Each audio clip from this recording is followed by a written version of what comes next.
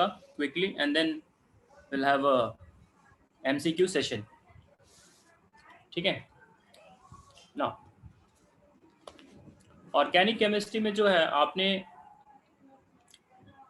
HDA chapter theory का तो पढ़ा होगा, तो इंट्रेंस स्टार्ट करने से पहले मैं थोड़ा सा बेसिक ये बता देता हूँ। ऑर्गेनिक केमिस्ट्री में जो है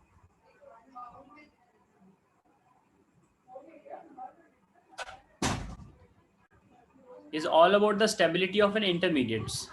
ये लाइन आप दिमाग में फिट करके रख लो। Whenever you are cracking any MCQ, तो आप तभी वो क्रैक कर पाओगे जब आपको स्टेबिलिटी ऑफ इंटरमीडिएट्स आता है। सो organic chemistry is all about stability of intermediates.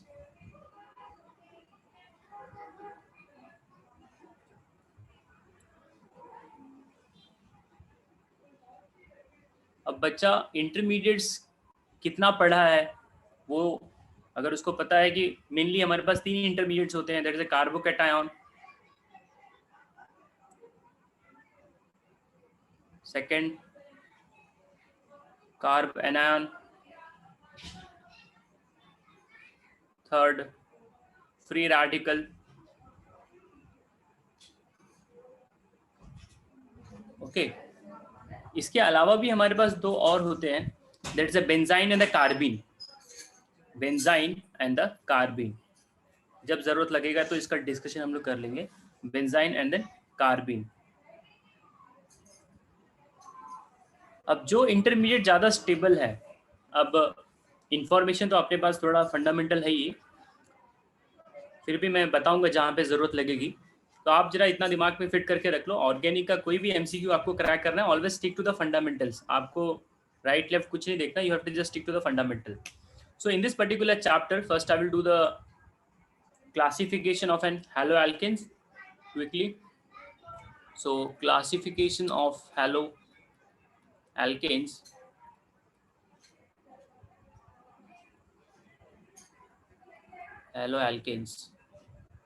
so basically based upon the number of halogen we have classified into mono, dihalogen, trihalogen.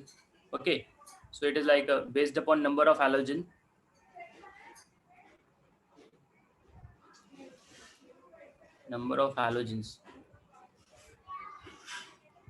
It is like mono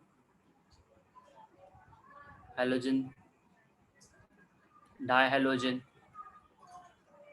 and then trihalogen. तो अगर आप बात करते हो CH3Cl, तो ये आपका mono halogen है। If you talk about ethylene chloride, that is CH2CH2 bond Cl, CH bond Cl, CH2 bond Cl। ये मतलब फंडामेंटल है, इसमें कोई MCQ बनने वाला नहीं है। सो classification of haloalkane based upon the number of halogens. So it is a monohalo, dihalo and then trihalo. Now what is allylic system? What is benzylic system? What is vinylic system? और एक होता है आपका aryl और allyl, phenyl, हाँ there is one more phenyl. अच्छा, अगर मैं आपसे पूछूं what is the name of this compound, can anyone tell me? इसका नाम क्या है बताइए? This is equivalent to this benzene. हाँ, ये बेंजीन है। अच्छा, अगर बेंजीन के अंदर से मैंने एक हाइड्रोजन निकाला तो उसका फॉर्मूला क्या बनेगा? C6H5। हाँ, तो C6H5 को हम लोग बोलते हैं phenyl, we call it as a phenyl. अभी इसी को मैंने अगर OH लगा दिया तो उसका नाम हो जाएगा फिनॉल। क्या हो जाएगा? Phenol. Phenol is a different family and alcohol is a different family. तो ये हो गया आपका फिनॉल। ओके, मुझे जस्ट ये बताना था what is a phenyl. Benzene के अंदर से एक हाइड्रोजन निकालने के बाद जो सिस्टम मिलता है that is called as a phenyl. Now जो आपका एरोमेटिक सिस्टम होता है, जैसे कि बेंजीन है, तो एरोमेटिक सिस्टम बाइफिनाइल आ जाए तो उसको बोला जाएगा aryl. Now what is vinyl, what is benzyl and what is allyl, ये जरा समझ लेते हैं। If you got a carbon carbon double bond, C carbon carbon double bond, CH2 double bond CH bond CH2 bond CH। तो ये जो system है यहाँ से लेके यहाँ तक, इतने सिस्टम को हम लोग क्या बोलते हैं? We call them as a allylic system. Call them as a allylic system. If you remove one hydrogen, ये आपने जो लास्ट वाला ये हाइड्रोजन है दैट इज CH2, अगर आप इसको गायब कर देते तो आपको मिलेगा ये कम system CH2 double bond CH bond Cl। तो इतने सिस्टम को हम लोग बोलते हैं विनाइल, और आगे आपने लगा दिया है Cl तो इसका नाम हो जाएगा vinyl chloride. This is the vinyl chloride. So what is phenyl, what is aryl, what is vinyl? अभी इसमें एक चीज बच रही, that is the benzylic. When you have taken the benzene and आपने उसके अंदर से हाइड्रोजन को निकाल दिया, तो जब आप हाइड्रोजन को निकाल देते हो और उसी जगह पे आप अटैच कर देते हो एक कार्बन CH2, तो ये जो सिस्टम है इसे बोला जाता है benzylic system. This is called as a benzylic system. This is a benzylic system. So allyl, phenyl, benzyl, aryl, vinyl. I hope ये क्लियर हो गया होगा सभी को। इसमें किसी को कोई doubt? I don't think so किसी को होगा।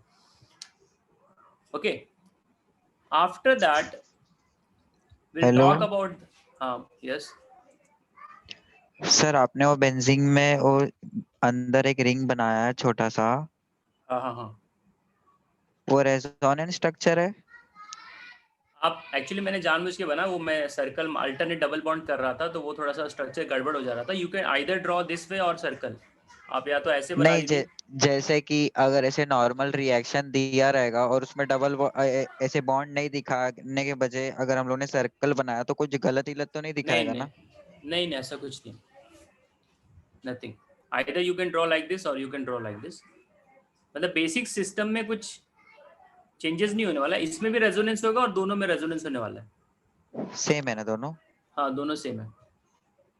अच्छा, आफ्टर दिस हम बात करेंगे method of preparation of an alcohol. तो ये आपको बोर्ड्स में भी बेनिफिट करेगा, the way I am going to write it. आपने पहले भी पढ़ा होगा, फ्लो चार्ट बना के आपको पढ़ना चाहिए। So method of preparation that is MOP for halo alkanes, for halo alkanes. So I will write down here from alcohol, that is first is from alcohol.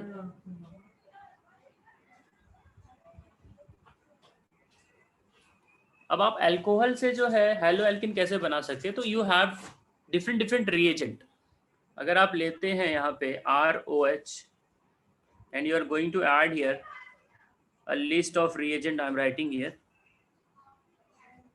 If you are adding here HCl plus anhydrous ZnCl2, this is called as a Lucas reagent. इसको हम लोग क्या बोलते हैं? Lucas reagent.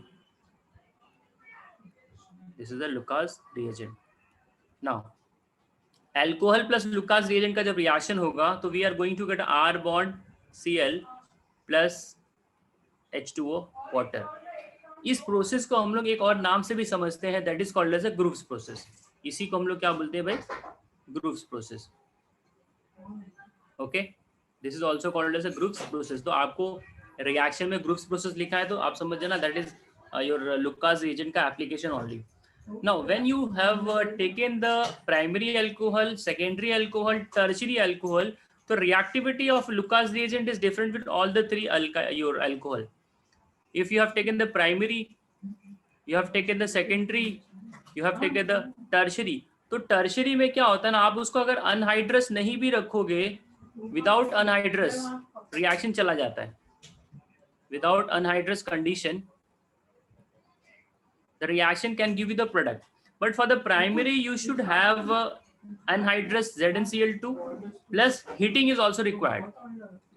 For primary you supposed to have anhydrous आपका ZnCl2 plus heat, ये दोनों required है।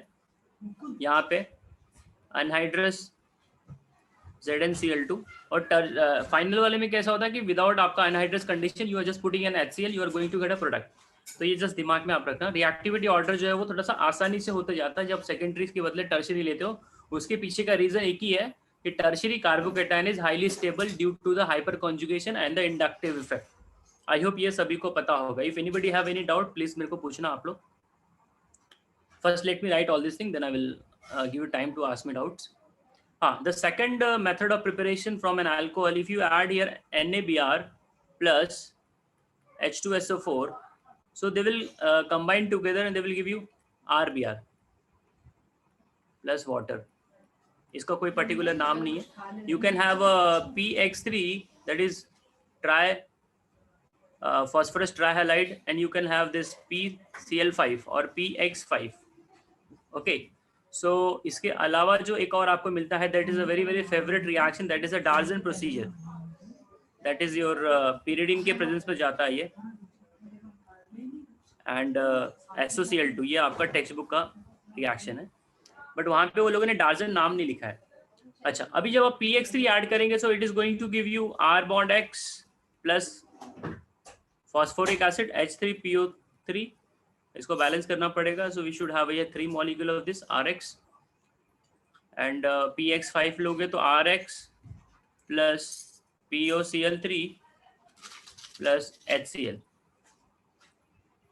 Pyridine वाला जो है, this is the best method of getting an alkyl halide. Why the best method? Because the byproduct is a gas. So here we are going to get a RCl. Just let me RCl plus HCl plus SO2. अच्छा, ये तो information होगी, but MCQ में जो question बनेगा वो थोड़ा deep में जाके क्वेश्चन बनेगा. ये जो है सारे के सारे रिएक्शन जो है एक तरह से सब्स्टिट्यूशन रिएक्शन है. क्या है भाई? Substitution reaction. Now substitution reaction में आपको मैं आगे डिस्कस करूंगा. We got a SN1 reaction, we got a SN2 reaction, we got a SNI reaction, we got SNTH, and हमारे पास होता है SNAR. तो ये हमारे पास 5 तरह के न्यूक्लियोफिलिक सब्स्टिट्यूशन रिएक्शन होते हैं. ये आगे जाके मैं डिस्कस करूंगा. तो यहाँ पे क्या है भाई, जब आप अल्कोहल के अंदर pyridine in the presence of SOCl2 use कर रहे हो, so what is the this substitution? Is it SN1 or it is SN2 or it is SNI? बात समझ में आ रही है कि नहीं? कोई मुझे बता सकता है ये कौन सा सब्स्टिट्यूशन बन सकता है? If anybody knows the answer.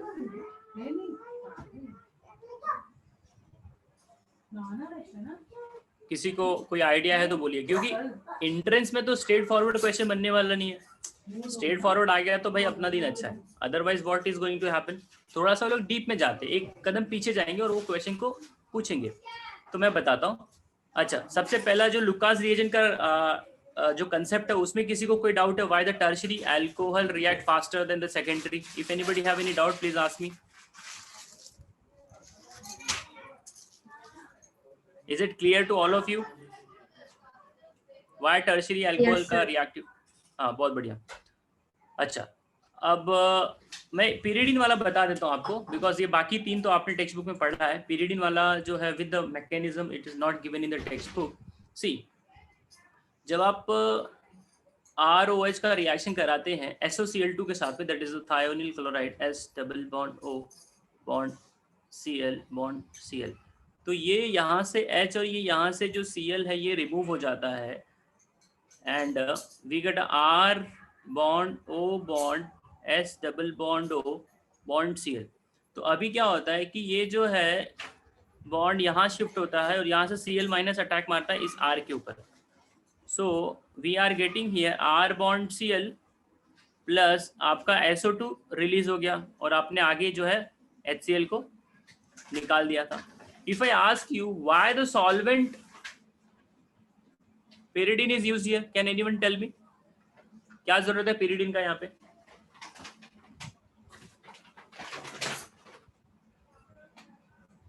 What is the need of pyridine?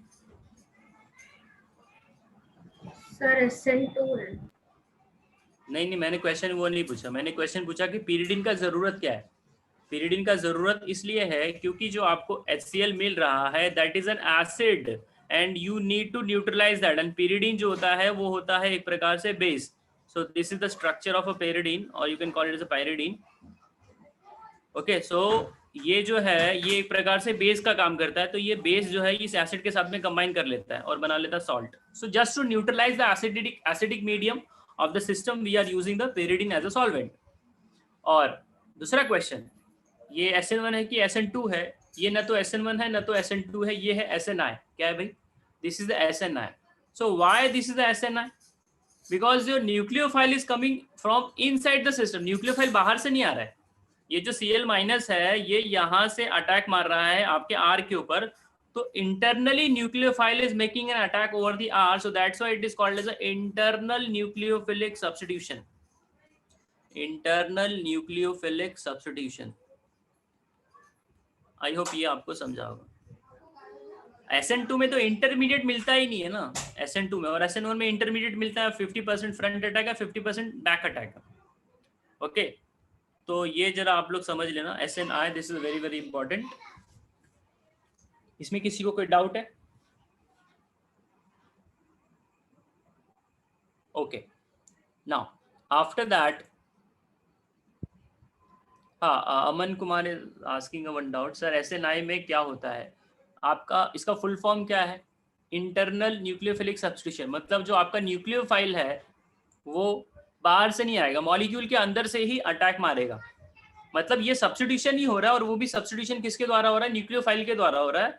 But आपका जो न्यूक्लियोफाइल है वो कहीं बाहर से नहीं आना वाला. It is coming from the system only. So that's why we are calling this as a internal nucleophilic substitution. Are you getting? हाँ. After that, when you talk about the Group's process, in the Group's process, if you take this, the reactivity order, just you write it in your notebook or you take the screenshot of this. For the Group's process, reactivity order,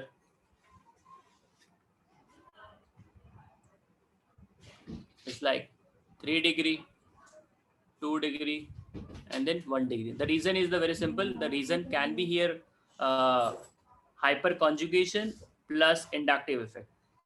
Hyperconjugation and inductive effect. Okay, so these are the two reasons which we are going to explain. आगे मैं बताऊंगा इसमें actual ज़्यादा dominating कौन सा है. अच्छा, मैं अगर आपसे यहाँ पे पूछूं हाइपर कॉन्जुगेशन का इम्पैक्ट ज़्यादा पड़ता है कि इंडक्टिव का ज़्यादा पड़ता है? Can anyone tell me? मतलब जैसे कि अगर मैं बात करूँ इसका नॉर्मली घर का बात करूँ, अमन इज टेलिंग प्लस आई. अच्छा, घर में अगर मैं बोलूँ मम्मी का ज़्यादा चलता है कि पापा का, तो मेजोरिटी ऑफ द घर में क्या है? मम्मी लोग का चलता है. ठीक है. हाँ, तो अभी जैसे यहाँ पे कैसा है कि if you talk about the order, so resonance सबसे टॉप पे जाता है. रेजोनेंस के बाद हाइपर कॉन्जुगेशन आता है.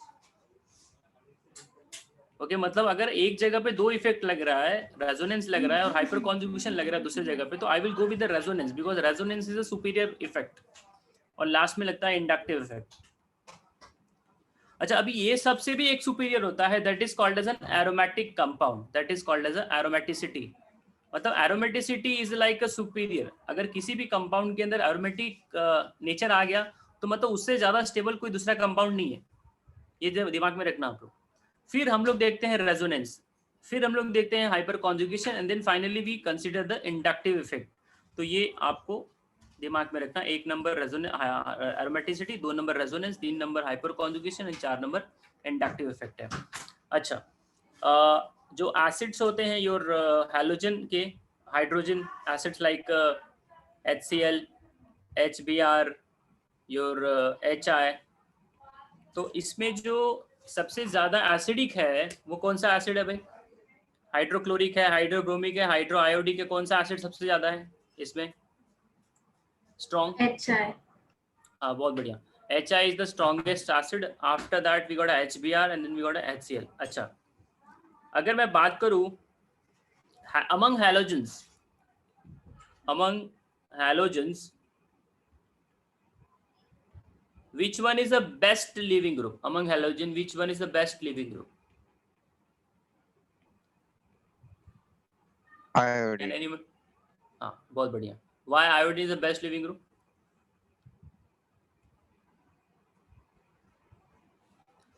जो जितना पुअर बेस होता है, जो जितना पुअर बेस होता है वो उतना अच्छा लिविंग ग्रुप का काम करता है।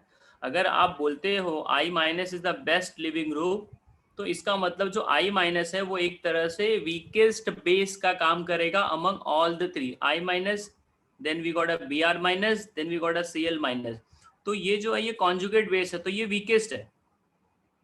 This is the weakest. So the base which is the weakest, that act as a very very strong, very very good living group. अच्छा, बहुत बढ़िया। आफ्टर दैट हम बात करेंगे next method of preparation is the free radical halogenation of an hydrocarbon, that is a via free radical substitution. The second method of preparation is the from a free radical by free radical substitution.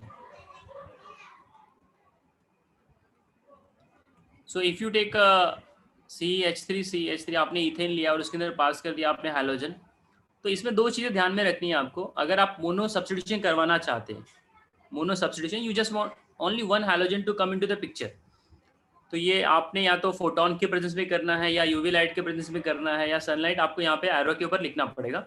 So if you want to do only one type of one halogenation, then you are suppose to take an excess of alkane. आपको excess of alkane लेना पड़ेगा। अगर आपने access में नहीं लिया है तो ये सारा का सारा जो हाइड्रोजन है उसको रिप्लेस कर देगा बाय हैलोजन। ठीक है, तो ये जस्ट इंफॉर्मेशन दे रहा हूँ, ये आपको पता रहेगा। After that the third method of preparation, अगर आप टेक्स्ट बुक को पढ़ोगे, according to the text book, if you go, so they what they have given alcohol, alkane and this your alkene, and after that halide exchange है। तो उसके अलावा भी मैं आपको दो बताऊंगा जो इंट्रेंस के पॉइंट ऑफ व्यू इंपॉर्टेंट है। अभी एल्कीन का देख लेते हैं। From alkene how I can get this from alkene. अभी देखिए एल्कीन का जो है आपने मार्कोनिकॉफ रूल पढ़ा है और आपने एंटी मार्कोनिकॉफ रूल दोनों पढ़ा है। अच्छा, अभी देखिए क्या है कि रूल जो होता है उसका होता है वॉल्यूशन। जस्ट दिमाग में फिट करना, रूल गेट्स वॉयलेटेड, मतलब रूल का जो है ना वो वॉयलेशन हो जाएगा। रूल आपका 95% टाइम चलता है। In few cases the rule is not getting implemented, rule के द्वारा आपको आंसर नहीं मिलेगा और ऐसे ही क्वेश्चन जो है वो एक्सपेक्टेड होते हैं। If I write down the reaction here, आपको पहले रूल के हिसाब से प्रोडक्ट मुझे बताना है and then I will just tell the principle. हाँ, जस्ट 1 मिनट देना।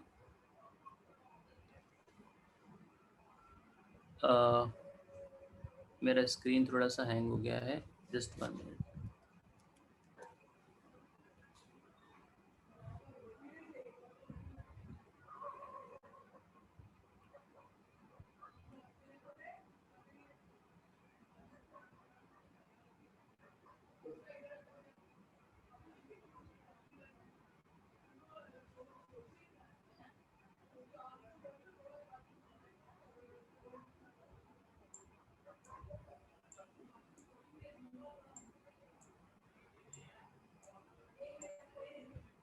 हाँ, अभी मैं यहाँ पे एक रिएक्शन लिखूंगा, आपको जस्ट देखना है इसका प्रोडक्ट क्या बन सकता है। CH3 CH double bond CH2, you are adding here HCl। तो आप मेरे को इसका मेजर प्रोडक्ट बता सकते हैं कोई मुझे? What will be the name of that product? जल्दी से बोलिए। The name of the product can be here. isopropyl chloride। हाँ, बहुत बढ़िया। 2-chloro-propane बोलिए या फिर आइसोप्रोपाइल क्लोराइड। सो CH3 CH bond Cl bond CH3। तो बेसिकली बच्चे ने क्या फॉलो किया? बच्चे ने मार्कोनिकॉफ रूल लगा दिया। The negative part of the reagent goes to that carbon atom which have less number of hydrogen. तो आपने Cl को यहाँ लगा दिया और ये हाइड्रोजन का कनेक्शन आपने इसके साथ में कर दिया। सो this is the product, this is the product. Now अब हमको यहाँ पे क्या करना है, ऐसा क्वेश्चन प्लेस करूंगा मैं जहाँ पे आपको थोड़ा सा डाउट आएगा कि मार्कोनिकॉफ रूल यहाँ पे फॉलो हो रहा है कि नहीं हो रहा है। Just see here, CH double bond CH bond, this is the nitrobenzene and this is your methoxy group, that is anisole है। अब इसमें क्या ऐड किया मैंने, अब इस कंपाउंड के अंदर मैंने ऐड कर दिया HBr। ठीक है, तो सबसे पहली बात आपको ये देखना है कि कंपाउंड सिमेट्रिकल है कि अनसिमेट्रिकल है, बिकॉज व्हेन यू से the Markovnikov rule, the rule says that the negative part of the reagent will go to that carbon atom। तो that carbon atom के पहले आपको देखना वो सिमेट्रिकल है कि अनसिमेट्रिकल है, देन यू विल अप्लाई। तो अगर आपने इसको बीच में से कट किया मॉलिक्यूल को, तो जो राइट साइड वाला है और जो लेफ्ट साइड वाला है वो सेम तो आ नहीं रहा है, इसका मतलब it is unsymmetrical, it is unsymmetrical. Now HBr जो है वो ब्रेक हो जाएगा H+ में और Br- में। तो अब बच्चे को ये डाउट आएगा कि जो हमारा Br- है वो कार्बन नंबर 1 के पास जाएगा कि कार्बन नंबर 2 के पास जाएगा, और जाएगा भी तो क्या रीजन है, because rule is not going to give you the correct answer here. Rule की वजह से आपका यहाँ पे जो जस्टिफिकेशन है वो नहीं हो पा रहा है। ठीक है, बिकॉज बच्चा कंफ्यूज है, 1 नंबर को Vr लगाओ कि 2 नंबर को लगाओ। तो अगर किसी को इसका आंसर लग रहा है ये हो सकता तो बताइए with proper explanation. If anybody knows that please tell मी।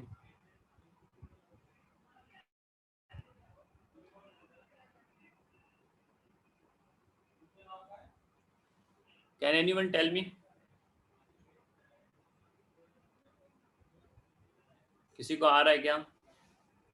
चलो मैं बता रहा हूँ। सर Br दूसरे पे। हाँ, Br 2 नंबर वाले पे बोल रहे हैं, ठीक है। चलिए अभी देखिए, okay Sahil Patil is telling 2 number पे जाएगा। चलो ठीक है, मैं बताता हूँ किधर जाएगा। अगर आपने Br को 2 नंबर पे लगाया तो वो माइनर प्रोडक्ट हो जाएगा।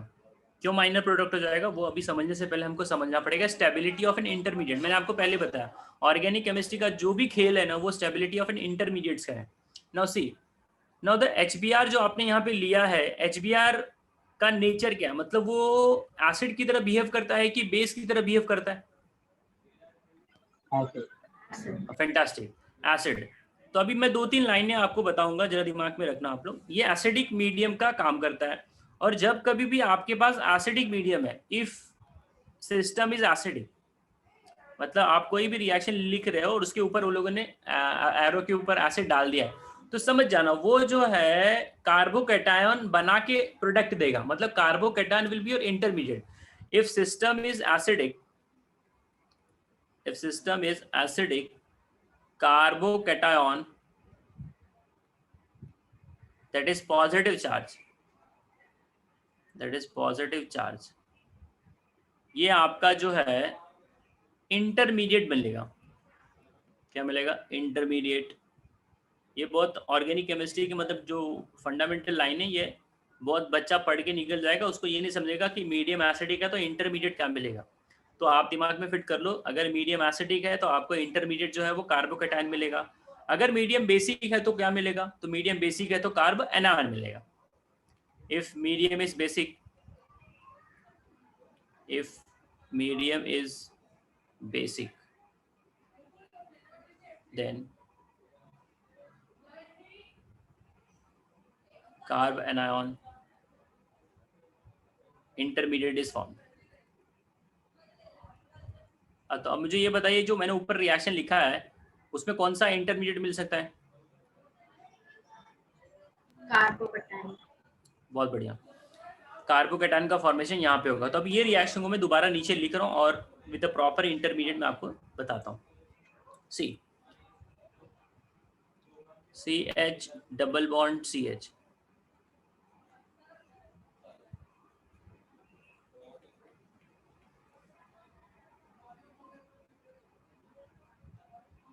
It is OCH3। अभी जो कार्बन नंबर 1 है वो Br के साथ में बॉन्ड बना सकता है, और कार्बन नंबर 2 जो वो भी एक बार बना सकता है। तो दोनों केस हम लोग निकालेंगे। तो देखिए ये जो पाई बॉन्ड है ना, यहाँ पे दोनों के बीच में, कार्बन 1 और कार्बन 2 के बीच में एक सिग्मा बॉन्ड है और एक पाई बॉन्ड है। तो ये जो आपका HBr है ये टूटता है और बनाता है H+। तो जैसे ही वो H+ बनाता है तो ये जो पाई बॉन्ड है 1 और 2 के बीच में, ये अटैक कर देता है इसके ऊपर, हाइड्रोजन के ऊपर। तो अब वो जो अटैक कर रहा है ना वो कार्बन नंबर 2 के थ्रू कर रहा है, मतलब पहले आप सामने वाले बंदे से हाथ मिला रहे थे, अब कोई तीसरा आदमी आ गया तो आपने उसके साथ में हाथ मिला लिया, तो सामने वाले का मतलब वो अभी उसके पास एक हाथ जो आप वो हैंड शेकिंग कर रहा था तो वो भी एक कम हो गया है।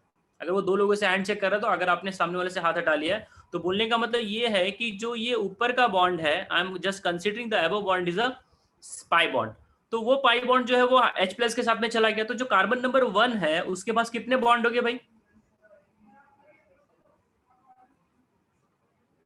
कितने बॉन्ड हो गए उसके पास? बहुत बढ़िया। That carbon number 1 got a 3 bond. So जब इलेक्ट्रॉन का अमाउंट बढ़ेगा या इलेक्ट्रॉन का अमाउंट घटेगा तो वो जो है इंडिकेट करेगा चार्ज के थ्रू। मतलब मेरे को प्यास लगेगी, मेरे को भूख लगेगी, तो मैं मुंह खोल के मम्मी को बोलूंगा मम्मी मेरे को ये चाहिए, डैडी मेरे को ये चाहिए। तो कार्बोकैटायन जब बनेगा तो वो आपको चार्ज के थ्रू इंडिकेट करा देगा कि आई एम इलेक्ट्रॉन डेफिशिएंट। तो carbon number 1 get a positive charge bond CH2 bond, आपका ये सिस्टम हो गया बॉन्ड NO2 और ये यहां पे हो गया। ठीक है भाई, ये समझा सभी को? इसमें किसी को कोई डाउट है तो प्लीज बोलना। If anybody got doubt here please let me know. अच्छा, अब दूसरा ऑप्शन क्या बन सकता है? कार्बन नंबर 1 बोलेगा कि मैं हाइड्रोजन के साथ बॉन्ड बनाता हूं, तो जब कार्बन नंबर 1 बनाएगा तो कार्बन नंबर 2 के पास पॉजिटिव चार्ज आएगा। ये आपको इमेजिन करना है। This is the intermediate which can be possible because we can not see the intermediate. जैसे कि आपने दो चीजों को मिलाया है, आप अल्कोहल और एसिड को मिलाओगे तो आपको बीकर के अंदर दिखेगा क्या ये देखो एसिड जा रहा है, ये देखो अल्कोहल जा रहा है? नहीं, ये हमारा अंडरस्टैंडिंग है कि भाई अल्कोहल से H निकल रहा है और एसिड से OH निकल रहा है। सो जो हमने ऑर्गेनिक केमिस्ट्री में फंडामेंटल पढ़ा वो हम अप्लाई करेंगे। तो यहाँ पे भी क्या होने वाला है, जब कार्बन नंबर 1 का बॉन्ड हाइड्रोजन के साथ में बनेगा तो ये आपको सेकंड इंटरमीडिएट जो दे सकता है पॉसिबल, वो ये वाला होगा। सो ये हो जाएगा CH2 और कार्बन नंबर 2 के पास आ जाएगा पॉजिटिव चार्ज। तो हमारे पास एक इंटरमीडिएट येलो वाला हो गया और एक इंटरमीडिएट रेड वाला हो गया। तो अब मुद्दे की बात यह है कि कौन सा इंटरमीडिएट ज्यादा यहाँ पे स्टेबल है। मैंने ऑर्गेनिक के बिगिनिंग में मैंने बोल दिया था organic chemistry is all about stability of intermediate. आप कहीं से भी पढ़ो, कोई भी रेफरेंस बुक पढ़ो, ऐसा लाइन कहीं लिखा नहीं रहता है। You should get the connectivity. आप पहला चैप्टर पढ़ते हो तो दूसरे चैप्टर का क्या कनेक्शन है, तीसरे चैप्टर का क्या कनेक्शन है। नहीं, जब आप बच्चा पढ़ते हैं ना ऑर्गेनिक केमिस्ट्री, तो कोई टीचर नहीं बताएगा इस चैप्टर के अंदर का ये बेसिकली ये कंसेप्ट है। बच्चा खुद से एनालाइज करेगा, हाँ ये HDA चैप्टर के अंदर पढ़ने से पहले मेरे को GOC एकदम फंडामेंटल क्लियर करके रखना है। तो GOC का कंसेप्ट मैं इसमें अंदर लगा रहा हूँ HDA के अंदर। तो अभी जो आपका येलो वाला है स्ट्रक्चर नंबर 1 एंड जो रेड वाला है structure number 2, you just imagine which carbon is having stability with a positive charge. तो देखो, जब मैं कार्बन नंबर 1 को पॉजिटिव चार्ज दिखाता हूँ, जो येलो वाला ऊपर वाला स्ट्रक्चर है, तो उसके बगल में देखिए एक CH2 ग्रुप है और ये पूरा का पूरा ग्रुप है। अब इसको हम लोग बोलते हैं ये एक तरह से एनिजॉल है। जस्ट आपने उसके बगल वाला कार्बन को देखना है। अगर कोई बंदा गरीब है, उसको पैसे की जरूरत है, तो उसको अगर कोई आके पैसे देगा तो वो स्टेबल होगा, वो हैप्पी होगा। मतलब किसी के ऊपर पॉजिटिव चार्ज आने का मतलब क्या है, उसका इलेक्ट्रॉन कम हो गया है। अभी इलेक्ट्रॉन को मैं अगर एज अ पैसे से कंपेयर करूं तो मतलब ये जो बीच वाला कार्बन है एक नंबर, उसको बगल वाला CH2 इलेक्ट्रॉन दे रहा है और उसके लेफ्ट वाला भी इलेक्ट्रॉन दे रहा है, मतलब उसको दोनों जगह से इलेक्ट्रॉन मिल रहे, तो मतलब वो खुश है भाई, स्टेबल है। तो ये स्टेबल है। अच्छा, अभी जरा सेकंड वाले को देख लेते हैं। Now when you talk about the second वाला इंटरमीडिएट, ये CH के बगल में ये ग्रुप आ रहा है, that is called as a nitrobenzene. That is called as a nitrobenzene. अब देखो, जो नाइट्रो ग्रुप होता है ना भाई, ये 2 नंबर पे आता है इलेक्ट्रॉन खींचने के मामले में। मतलब कोई गरीब हो और जाके उसके घर में कोई पैसे ले ले, अब वो परिस्थिति में तो डोनेशन करने की परिस्थिति में नहीं था, बट उसी से किसी ने पैसे ले लिए तो वो और अनस्टेबल हो जाएगा। तो यहाँ पे भी वही बात है। तो इसके लेफ्ट वाला जो CH2 है, ये तो इलेक्ट्रॉन इसको दे रहा है, लेकिन राइट वाले ने पूरा का पूरा खींच लिया, मतलब गरीबी में आटा गीला वाला बात हो गया। तो ये जो CH है ये डेफिशिएंट है और इसको इलेक्ट्रॉन नहीं मिल रहा है। तो now you tell me which one is going to be the more stable, 1 और 2? 1. Fantastic. So as you got to know, the first intermediate is more stable, so the Br minus will make an attack over the carbon number 1, and that is going to be the your major product. Everybody got it clear? Aman, तुम क्या बोल रहे हो? 11, that is 1. तो आपको जो यहाँ पे मेजर प्रोडक्ट मिलेगा वो हो जाएगा ये वाला CH3O phenyl CHBr bond CH2 bond NO2. बोलने का मतलब आपने मार्कोनिकॉफ रूल के ऊपर सॉल्व नहीं किया है इसको, आपने सॉल्व किसके ऊपर किया है? आपने सॉल्व किया है फंडामेंटल के ऊपर, फंडामेंटल्स ऑफ ऑर्गेनिक केमिस्ट्री के ऊपर सॉल्व किया है. That is the stability of an intermediate. तो वही मैं बता रहा हूँ, 95% टाइम आपका रूल से काम हो जाता है, बट कहीं कहीं पे रूल जो है वो फेल हो जाता है, तो वहां पे आपको फंडामेंटली अपना अप्लाई करना पड़ता है. इसमें किसी को कोई डाउट होगा तो please let me know, otherwise I will go on the next concept.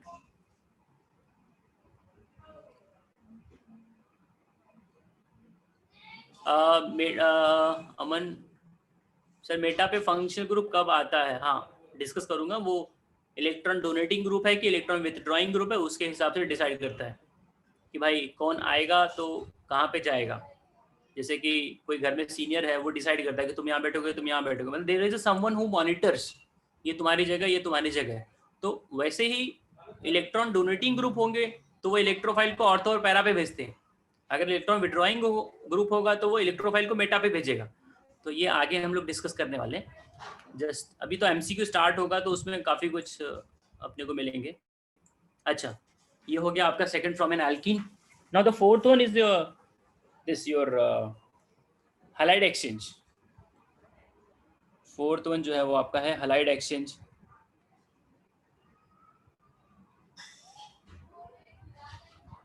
Now halide exchange में जो है दो रिएक्शन मिलते हैं आपको. एक मिलता है फिंकलेस्टिन रिएक्शन, फिंकलेस्टिन रिएक्शन, और दूसरा मिलता है आपका स्वार्ट्ज रिएक्शन, स्वार्ट्ज रिएक्शन. ठीक है. अब जो फिंकलेस्टिन रिएक्शन है वो आपको आयोडीन देता है, और स्वार्ट्ज रिएक्शन जो है वो अल्काइल फ्लोराइड देता है. मतलब आप अल्काइल हैलाइड से स्टार्ट करेंगे, R बॉन्ड X से आपने स्टार्ट किया, and you are doing the addition of here NaI, and solvent is here like acetone, and R bond I plus NaX. तो यहाँ पे आयोडीन मिलेगा और यहाँ पे you will be getting this R bond Br plus AgF, silver fluoride. So you are able to get a R bond F. Okay. तो यहाँ पे आपको मेटल फ्लोराइड, कोई भी मेटल फ्लोराइड यूज करना है. There should be fluorine. तो ये हो गया आपका स्वार्ट्ज. ये चारों के चारों आपको टेक्स्ट बुक में मिलेंगे. After that we have a Hunsdiecker reaction. Hunsdiecker reaction ये आई गेस टेक्स्ट बुक में नहीं है, तो इसको जरा जान लेते हैं. The next method of preparation is the Hunsdiecker method,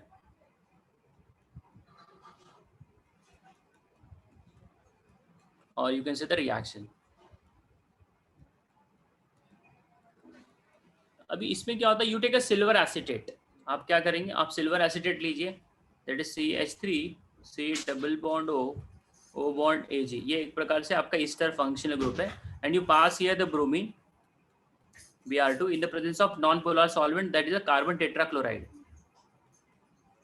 तो ये आपको फॉर्म करके देगा methyl bromide, and there will be evolution of CO2 gas,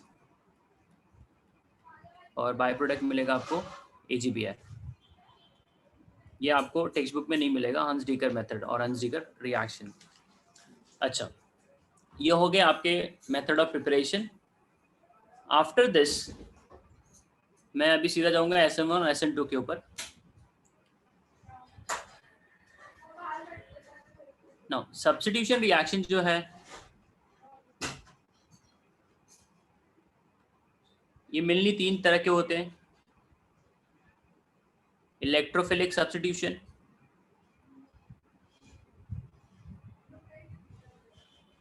nucleophilic substitution,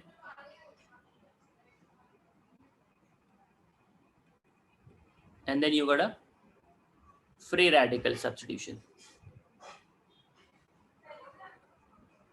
what a free radical. अभी न्यूक्लियोफिलिक सब्स्टिट्यूशन जो है ये हमारे काम की चीज है, तो इसको जैसे कि मैंने पहले बताया था, ये हमारे पास जो है वो 5 तरह का हो जाता है, इसमें से 3 आपको टेक्स्ट बुक में मिल जाएंगे, चौथा जो है वो इंट्रेंस में पूछा है, जब मैं एमसीक्यू कराऊंगा तो वहां पे बताऊंगा SN/AR कब पूछा है। सो SN1, SN2, SNI, SN/AR, SN/TH. So in unimolecular nucleophilic substitution, SN2 is a bimolecular nucleophilic substitution, SNI is the internal nucleophilic substitution. ये इंटरनल का मैंने आपको एग्जांपल दे दिया था डार्जल प्रोसीजर का। अच्छा, अभी हमारे को बहुत बच्चे कंफ्यूज होते हैं कि सर ये SN1 में और SN2 में कैसा डिस्क्रिमिनेशन करना है, तो वो मैं बताने जा रहा हूँ। नाउ SN1 और SN2 में जो डिस्क्रिमिनेटिंग कंडीशन है वो हमारे पास 2 कंडीशन है, सॉल्वेंट और intermediate. For SN1 the solvent should be PP solvent, PP का मतलब पोलार प्रोटिक, पोलार प्रोटिक होना चाहिए, that is very best example is a water, ठीक है भाई। और SN2 के लिए सॉल्वेंट जो होना चाहिए आपका लेस पोलर, और you can say that non polar, less polar और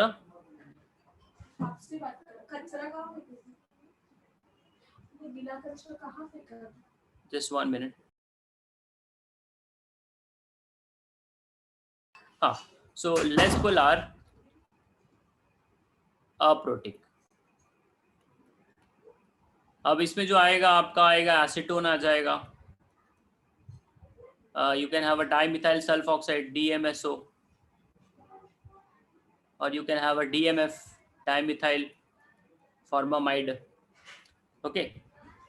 तो ये आपका लेस पोलर अप्रोटिक है। अच्छा, अगर आप SN1 पढ़े हो तो SN1 में हम लोग बोलते हैं 50% अटैक होता है फ्रंट से, 50% अटैक होता है बैक से, ठीक है। हाँ, मयूरेश इज आस्किंग प्रोटिक मतलब क्या होता है, बहुत बढ़िया। देखिए H+ को हम लोग बोलते हैं प्रोटॉन, क्या बोलते हैं भाई, proton. H+ is called as a proton, और H- को हम लोग बोलते हैं, H- को क्या बोलते हैं भाई, कोई बता सकता है? अब इलेक्ट्रॉन मत बोलना please.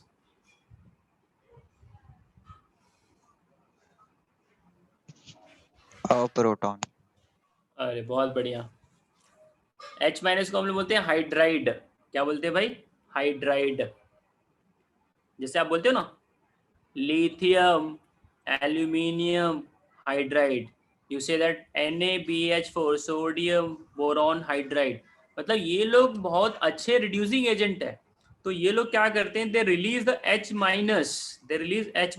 H+ is called as a proton and H- is called as a hydride, ये दिमाग में रखिएगा, नहीं तो बच्चा H+ को प्रोटॉन बोलेगा और H- को इलेक्ट्रॉन बोलेगा, तो एक्चुअल में इलेक्ट्रॉन को पता नहीं क्या बोलेगा। अच्छा, तो जो लोग प्रोटॉन देते हैं उन्हें बोला जाता है प्रोटिक, क्या बोला जाता है, प्रोटिक। एग्जाम्पल के तौर पे जो पानी है, वाटर है, वो ब्रेक डाउन होगा H+ में और OH- में, तो वाटर से आपको H+ मिल सकता है, तो मैं वाटर को बोल सकता हूँ ये पोलार भी है और प्रोटिक भी है, पोलार प्लस प्रोटिक। जैसे आपके पास इथाइल अल्कोहल है या मिथाइल अल्कोहल है, तो मिथाइल अल्कोहल ये जो OH है ये ब्रेक डाउन हो सकता है, तो ये बेसिकली क्या बनेगा, ये बनेगा आपका CH3O- एंड H+। तो जो लोग भी H+ देते हैं they are called as a protic. I hope Mayuresh समझाइए आपको। नाउ मैं ये बात कर रहा था कि SN1 जो है कब रिकॉग्नाइज आप कर पाओगे कि ये SN1 है, इसमें बच्चे बहुत कंफ्यूज होते हैं। तो मैं आपको एक ऑर्डर दूंगा, वो ऑर्डर को फॉलो करना है when you are solving the MCQ। See relatively relative rate for SN1 reaction, for SN1 reaction। अच्छा, मैं एक और चीज बता रहा था कि SN1 में लोग ऐसा बोलते हैं कि 50% फ्रंट से अटैक होता है, 50% बैक से अटैक होता है, लेकिन नीट में क्वेश्चन पूछा गया था और वहां पे जो है फ्रंट अटैक होने के जो चांसेस थे वो बैक अटैक के चांसेस की कंपैरिजन में कम होते। कौन से साल क्वेश्चन पूछा था मेरे को याद नहीं आ रहा है, मैं आपको वो शेयर करूंगा, जस्ट अगले सेशन में मैं देखूंगा कौन से साल में वो पूछा था। बट बैक अटैक होने का चांसेस अगर 50% है ना, तो आगे वाले का 50 नहीं रहेगा, आगे वाले का अटैक होने का चांसेस 49 रहेगा। तो अगर वो 49 है तो बट ऑब्वियस पीछे वाले का अटैक होने का थोड़ा सा 1% ज्यादा है, तो उसको हम 51 एज्यूम कर लेते हैं, ऐसा है। बट हमारे को 50-50 बोला है। बट एमसीक्यू में पूछा था कि बैक अटैक होने का चांसेस और फ्रंट अटैक होने का चांसेस क्या सेम है, सब लोग सेम ही लिखे थे। तो जब क्वेश्चन को पढ़ने के बाद हम लोगों ने देखा तो उसमें टेक्निकली वो 1% 2% बैक अटैक करने का चांस ज्यादा होता है। हाँ, relative rate for SN1 reaction, that is CH3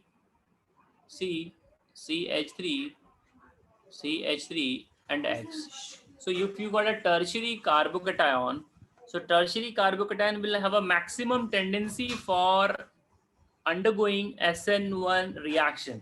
इसका भाई सबसे ज्यादा होता है। इसके बाद जो नंबर लगता है वो लगता है C6H5 bond CH2X, that is benzyl carbocation. After that you got a allyl carbocation, that is CH2 double bond CH bond CH2 bond X. So these are the three preferentially SN1 undergoing reactant, or you can say that intermediates, because जो carbon और hydrogen का bond है वो टूटेगा, तभी तो उसकी जगह पे OH अटैक करेगा। तो आपको ये इमेजिन करके लेना है कि वो जो इंटरमीडिएट है वो कौन सा है। ये मैंने प्रेफरेंशियल ऑर्डर दिया among the benzyl and the tertiary. Tertiary का प्रेफरेंस ज्यादा है। This is your allyl and this is your tertiary. अच्छा, इसके बाद जो है आपका मिलेगा secondary, then you can have a primary and the least will be the methyl carbocation. तो जो इलेक्ट्रॉन के मामले में जितना ज्यादा स्टेरिकली हिंडर्ड होते जा रहा है वो SN1 की तरफ मूव करते जा रहा है। बात समझ में आ रही है? अभी ये दोनों में कैसा है ना कि बेंजाइल और आपका जो अलाइल है, so there is a resonance का concept comes, there is a resonance, okay, there is a resonance. Now will talk about the relative rate for SN2 reaction, relative rate for SN2 reaction. Now see, relative rate for SN2 reaction. अब SN2 में क्या होता है कि अगर resonance नहीं आ रहा है तो जो इलेक्ट्रॉन के मामले में जितना पुअर होगा वो SN2 को ज्यादा प्रेफरेंस देगा। जो रेजोनेंस के अंदर नहीं जा रहा, मैं ये पहले बात करूं, the one who is undergoing the resonance they will be also getting preference.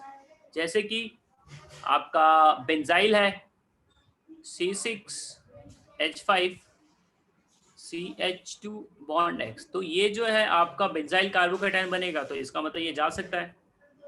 इसके बाद you can have a CH2CH bond CH2 bond X, ये आपका जो है एक तरह से अलाइल है। So this is also going, this is allyl and this is benzyl. Okay, so अब बच्चा कंफ्यूज है, सर इधर बेंजाइल भी जा रहा है अलाइल भी जा रहा है, दोनों का सेम है। मतलब अगर मेरे को अलाइलिक सिस्टम दिया जाए और मेरे को वो पूछे सर ये SN1 में जाने वाला है कि SN2 में जाने का, तो मैं आंसर क्या लिखूंगा?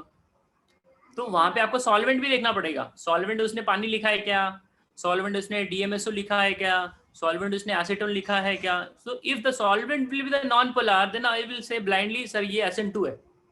अगर सॉल्वेंट पोलर हो गया so I will go with the SN1। So benzyl and the allyl, क्योंकि इसमें रेजोनेंस था। अब जो इलेक्ट्रॉन के मामले में बहुत लेस ये होगा क्राउडेड, वो ज्यादा प्रेफर करेगा, तो आपका मिथाइल हालाइड पहले जाएगा। फिर क्राउडिंग अगर आपने किया तो आपको मिलेगा CH3CH2 बॉन्ड X। इसके बाद जो होगा आपका टर्शरी, आप यहाँ पे सेकेंडरी भी लिख सकते हो, that is CH3 twice CHX and the least will be the tertiary. तो आप दिमाग में रखना जितना ज्यादा क्राउडिंग बढ़ रहा है उसका SN1 में जाने का चांस कम होते जा रहा है। If there is no resonance, benzyl and the allylic undergo resonance, so the order for allyl and benzylic is the same for SN1 as well as SN2. But how to get a discrimination between the SN1 and SN2? The solvent.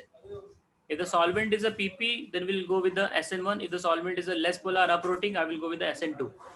Is it clear to all of you? If anybody got any doubt, let me know.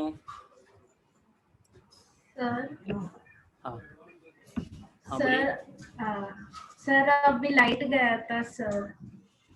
हाँ okay, तो मैं revise करूँ? हाँ sir please sir.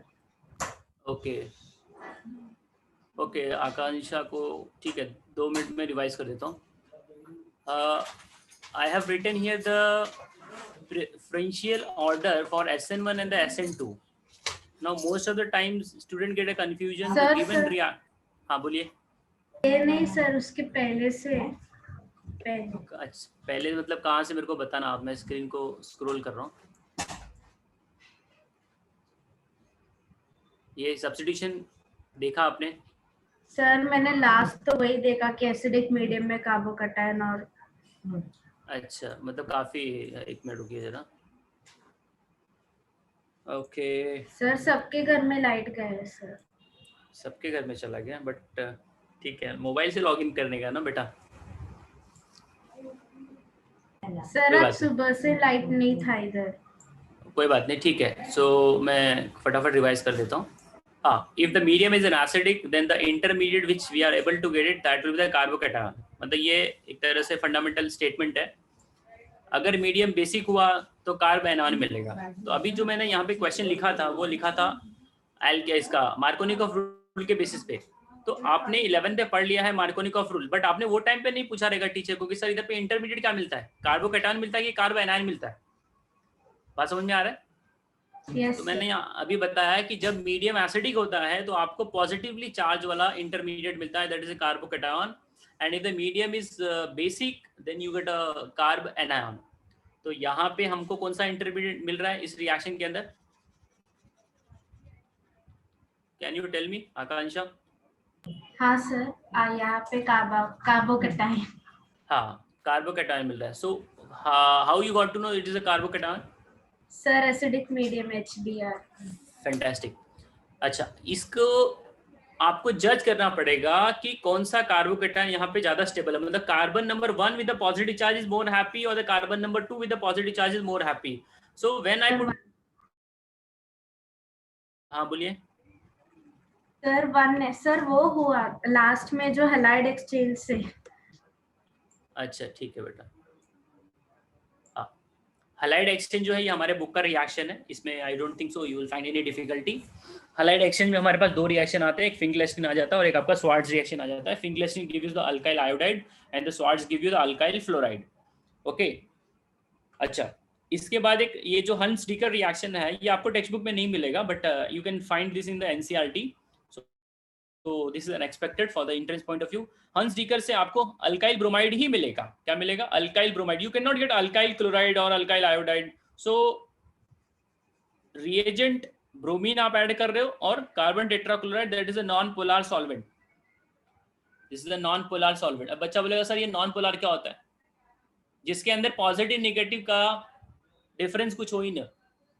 C when you draw the carbon and then 4 chlorine, तो अभी क्या होता है कि चारों साइड्स के जो क्लोरीन है वो इक्विवेलेंट है इन टर्म्स ऑफ इलेक्ट्रॉन। मतलब अगर कहीं से बीच में से 2 लोग अपोजिट साइड में किसी को खींच रहे, दोनों का फोर्स इक्वल है अपोजिट डायरेक्शन में, तो जो बीच वाला बैठा बंदा है ना वो उधर ही रहेगा, क्योंकि इधर का फोर्स और इधर का फोर्स एक दूसरे को कैंसिल कर देगा। तो अभी देखो ये जो क्लोरीन है ये इलेक्ट्रॉन ऊपर खींचता है, तो उसी के अपोजिट Cl वाला नीचे खींचता है, फिर राइट वाला Cl अपनी तरफ इलेक्ट्रॉन खींचेगा, ये Cl अपनी तरफ खींचेगा, तो ओवरऑल ये सारा का सारा कैंसिल हो जाएगा और इसका म्यू का वैल्यू आएगा 0। और जिसका म्यू का वैल्यू 0 आता है उसको हम लोग बोलते हैं नॉन पोलर। क्या बोलते हैं भाई? Non polar solvent. I hope ये सबको पता होगा। अच्छा, so Hunsdiecker method give the alkyl bromide. After that I just explain you that substitution जो होते हैं वो 3 प्रकार के होते हैं, electrophilic, nucleophilic and the free radical. इसमें से जो सबसे ज्यादा इंपॉर्टेंट है वो है न्यूक्लियोफिलिक सब्स्टिट्यूशन। अब न्यूक्लियोफिलिक सब्स्टिट्यूशन जो है वो मेनली 5 तरह के हो जाते हैं, SN1, SN2, SNR, SNTH and SNAR। SN1 का फुल फॉर्म होता है unimolecular, nucleophilic substitution, SN2 is a bimolecular nucleophilic substitution, SNI is a internal nucleophilic substitution. ये हमने डार्जन वाला कर लिया, internal nucleophilic substitution, internal nucleophilic substitution. SNAR is an aromatic nucleophilic substitution, SNTH is the tetrahedral nucleophilic substitution. ये जब आप entrance इसका करोगे ना MCQ तो मैं वहाँ पे बता दूंगा SNTH कब आ रहा है, SNAR कब आ रहा है, बट ये तीन तो आपने सीख लिया है, SN1 SN2 SNI. SNI तो मैंने अभी बता दिया, SN1 SN2 आपने टेक्स्ट बुक में पढ़ा है, उसको मैं डिटेल में डिस्कस करूंगा. अच्छा, अब सबसे बड़ा बात ये आता है कि बच्चा कैसे समझे कि सर ये रिएक्शन SN1 है, ये रिएक्शन SN2 में जाएगा. तो मैंने बोला आप सबसे पहला देखिए सॉल्वेंट क्या है. सॉल्वेंट अगर पोलार प्रोटिक है तो आप समझ लेना रिएक्शन जो है वो फेवर करेगा आपका SN1 को.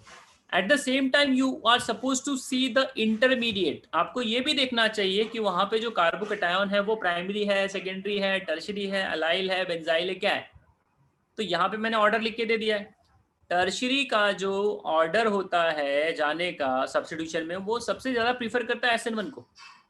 किसको प्रेफर करेगा, SN1 में. अगर आपने यहाँ हेलोजन को हटाया और उसकी जगह पे कोई ग्रुप ला दिए Br, तो मान लीजिए आपको मिल जाएगा टर्शियरी ब्यूटाइल अल्कोहल. तो जब टर्शियरी ब्यूटाइल अल्कोहल आपको मिल रहा है तो ये जो है किस रास्ते आपको ये प्रोडक्ट दिया. तो बोलोगे सब्स्टिट्यूशन. हाँ भाई, सब्स्टिट्यूशन में कौन सा, इलेक्ट्रोफिलिक, न्यूक्लियोफिलिक, फ्री रेडिकल. तो बच्चे बोले sir nucleophilic because OH minus entry मार रहा है. तो न्यूक्लियोफिलिक में क्या है भाई, SN1 SN2 SNTH SN क्या है बताओ. तो टर्शियरी कार्बोकैटायन बना के दे रहा है तो इसका मतलब ये SN1 है. क्या भाई, ये SN1 है. अच्छा, उसके बाद बेंजाइल है, फिर अलाइल है, देन 2 डिग्री 1 डिग्री 3 डिग्री. ये डिक्रीजिंग ऑर्डर है SN1 में जाने का. SN2 में जो जितना कम इलेक्ट्रॉन से क्राउडेड होगा या जो जितना कम बल्कि होगा, अगर उसमें रेजोनेंस नहीं है, क्योंकि रेजोनेंस आपका बेंजाइल में आता है और आपका अलाइल में आता है. अगर ये दोनों को आप छोड़ दें तो आपको इधर मिथाइल मिलता है, इधर आपको इथाइल मिलता है, और यहाँ पे आपको सेकेंडरी मिलता है, और लास्ट में आपको टर्शियरी मिलता है. तो जितना उसका क्राउडिंग बढ़ता जाएगा वो SN2 की तरफ, आई मीन SN1 की तरफ ज्यादा हो जाए और SN2 की तरफ कम हो जाता है. So we should have less crowding for SN2. लेकिन अभी जो बात करोगे क्राउडिंग मतलब, क्राउडिंग मतलब बल्कीनेस होता है. जैसे कि आप एक कार्बन लेते हो, जैसे ये कार्बन है, ये मिथाइल है, ठीक है, मिथाइल हैलाइड वाला, और ये दूसरा कार्बन लेता हूँ मैं CH3 बॉन्ड X. अभी देखिए ये जो X है आपका ऊपर वाला, ये X, this X is connected to the carbon and this X is also connected to this carbon. Now you have to just see which one is going to be have a more this crowding, which carbon is connected to the more crowded this group, upper one, the first one or the second one. Second. So that is called as steric hindrance. Also you can say that the one which is more sterically hindered, that is going to follow SN1. As the crowding decreases, it favors SN2 if there is no resonance. बात समझ में आ रही है कि नहीं. अगर आप benzyl को कंपेयर करते हो, क्योंकि इधर देखिए ये ऊपर वाला जो ऑर्डर लिखा है मैंने, ये बेंजाइल का और ये नीचे का, ये दोनों का सेम जा रहा है. तो अब इसको कैसे डिस्क्रिमिनेट किया जाए कि सर ये बेंजाइल वाला SN को जाएगा कि SN2 को जाएगा. तो उसके लिए मैंने बता दिया आपको सॉल्वेंट देखना है. क्या देखना है, सॉल्वेंट. अगर सॉल्वेंट आपका पोलर प्रोटिक है तो आपने बोलना है सर ये SN1 है. अगर नॉन पोलर है और अप्रोटिक है तो आपने बोलना ये SN2 है. इसमें किसी को कोई डाउट? अगर सर प्रोडक्ट 1 डिग्री वाला आ रहा है तो हम लोग को ये भी देखना पड़ेगा कि सॉल्वेंट पोलर है कि नॉन पोलर है. ऐसे डायरेक्ट नहीं लिख सकते. अगर 1 है तो SN1 है. 1 डिग्री आया ना तो वो ब्लाइंडली आप आंख बंद करके लिखो इट इज SN2. डाउट आपको मिलेगा सेकेंडरी कार्बोकैटायन में, बिकॉज सेकेंडरी कार्बोकैटायन जो होता है वो SN1 को भी प्रीफर करता है और SN2 को भी प्रीफर करता है. तो वहां पे जो रोल आ जाएगा deciding, that will B solvent. समझा?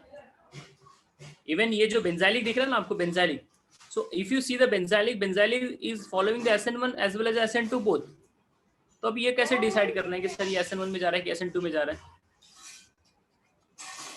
How you will decide? Solvent को. Polarity, non polarity. हाँ, that is a solvent. बहुत बढ़िया. अच्छा, बिकॉज देखो ये थियरी है, अभी इसमें भी थोड़ा कुछ अपने को एमसीक्यू में सीखने को मिलेगा, बिकॉज ये बोलते ना ऑर्गेनिक बोलते ओशन है, कुछ न कुछ तो इसमें रह ही जाता है।